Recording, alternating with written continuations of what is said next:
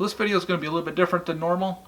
It's not my typical project video, and that's because on my birthday the other day, my channel just hit 1 million views, which is awesome. I know maybe some channels do that pretty quickly, but for me it was a pretty slow start. My channel is now 3.5 years old. I didn't hit 1,000 views and get monetized until a year ago in last February.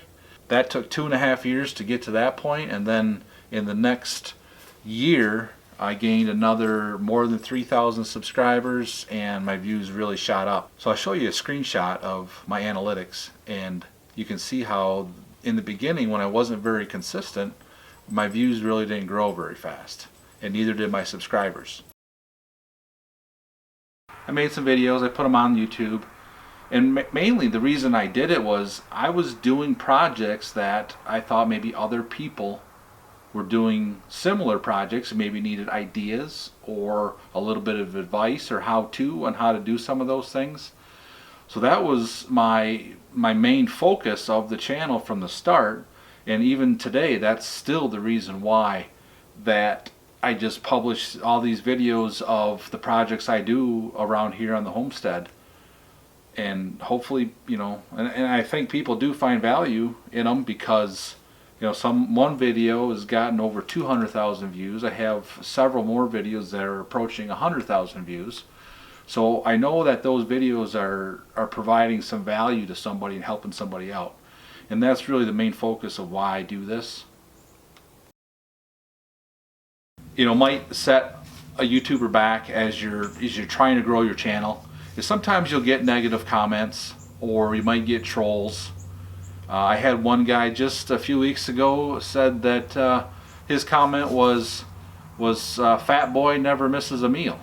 So it's just stuff like that you can't let that kind of stuff get to you. And sometimes I do show a lot of DIY stuff, and people disagree with the way I do it, and that's fine. That I don't have a problem with. If you disagree respectfully, I'm glad to have that conversation. But it's when you're just a jerk in the comments is when I just don't allow it, and I either delete it or I just ignore it. Some of the other stuff that I've learned too is just make sure that the content that you're producing really is focused on helping the viewer learn something, if that's the type of content it is. Every once in a while I just make a fun video and throw that up, and hopefully people enjoy it. If not, they don't have to watch it. But having the viewer's perspective in mind while you're making your content is pretty helpful for the viewer, and it helps YouTube. So if more people like it, watch longer, it'll get pushed out to more people.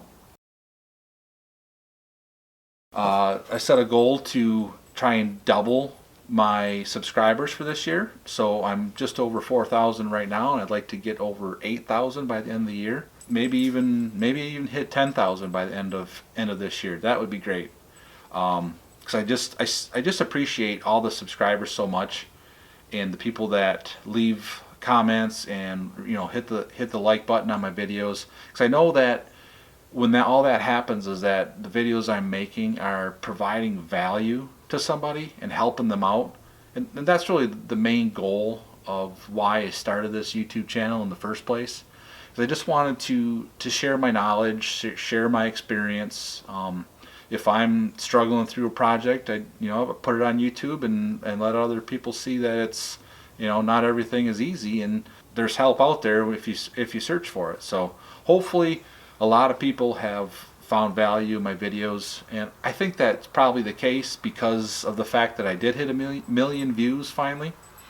So that wouldn't happen if people weren't watching consistently. So I'm really excited about that, and I'm just so happy for everybody that does subscribe. I'm happy for people that leave comments, especially ones that leave comments regularly, like Mike over at Grampy's Workshop, Joe at from Wood to Steel, or is it Joe from Steel to Wood?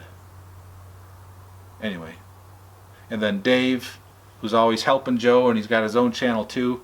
So I really I love the fact that those guys are always leaving me comments, and I leave them comments when I watch their videos. I did take a break there at the end of last year that's because I added a complimentary website to the channel. So I've been writing a lot of articles. At this point, I have like 23 articles written and on my website, and that's at countryfamilyhomestead.com. Head on over there and take a look at what I got. Some kind of match up to the videos and some are completely different, so there might be something there you like, and I plan on publishing a lot more over the course of this year. I don't want to let the YouTube consistency slip, so now I'm back on. I set a goal for myself for here on out to start publishing weekly, at least for the very near future, the next 3 or 4 months at least. And it's because I have so many projects I'm going to be doing around here on the homestead. I'm going to be working on the barn more, on the inside of the barn, getting the wood shop set up, getting the fab shop set up. Just have so many things I want to do that there's plenty of ideas for videos. So a lot more is coming up, and that's the plan for the rest of 2020.